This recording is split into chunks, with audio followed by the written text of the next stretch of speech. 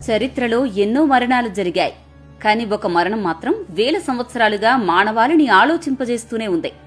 శిలువపై వేలాడిన ఓ మహానుభావుడు చివరి శ్వాస తీసుకుంటూ పలికిన కొన్ని మాటలు ఇంకా మారుమోగుతూనే ఉన్నాయి. ఆ మహానుభావుడే యేసు ప్రభువు. యెరూషలేములో 2000 సంవత్సరాల క్రితం జరిగిన ఒక సంఘటన ఇప్పటికీ ప్రపంచ చరిత్రను ప్రభావితం చేస్తోంది. శిలువపై శిక్ష అనుభవిస్తున్న యేసుక్రీస్తు చివరి క్షణాల్లో ఇట్ ఈజ్ ఫినిష్డ్ అని పలికారు. ఈ ఒక్క వాక్యం 4 సువార్తల్లో ప్రత్యేక స్థానం పొందింది. కాని ప్రశ్న ఏంటంటే, అసలు పూర్తయింది అంటే ఏమిటి? చరిత్రకారుల ప్రకారం ఆ మాటలు ఓడిపోయిన మనిషి పలికినవి కావు. ఆ కాలంలో ఇట్ ఈజ్ ఫినిష్డ్ అనే పదాన్ని ఒక పని పూర్తిగా విజయవంతంగా ముగిసినప్పుడు ఉపయోగించేవారు. యేసు చివరి క్షణాల్లో నేను చేయాల్సినది అంతా పూర్తి చేశాను అనే ఉద్దేశంతోనే ఇది పూర్తయింది అని చివరి పలుకులు పలికారు.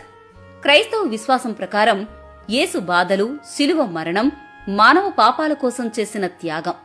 అందుకే యేసు పలికిన చివరి మాటల్లో భయం లేదు, కోపం లేదు, పరాజయం లేదు. కేవలం ఒక ప్రకటన మాత్రమే ఉంది. అదే మిషన్ కంప్లీట్. ఎందుకంటే ఆ మాటలు నమ్మకాన్ని చెబుతాయి, త్యాగాన్ని గుర్తు చేస్తాయి, ఆశను మిగుల్చుతాయి. శిలువపై ముగిసిన యేసు కథ మానవాళికి కొత్త ఆరంభంగా మారింది. ఇది పూర్తయింది అని యేసు పలికిన మాటలు